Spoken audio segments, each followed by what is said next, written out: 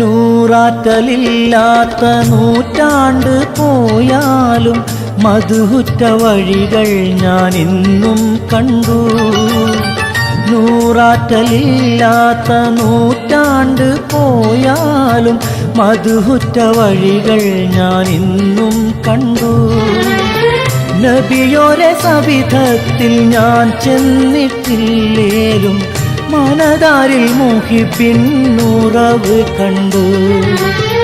നബിയോരെ സവിധത്തിൽ ഞാൻ ചെന്നിട്ടില്ലേലും മനതാരിൽ മുഹിബിൻ ഉറവ് കണ്ടു.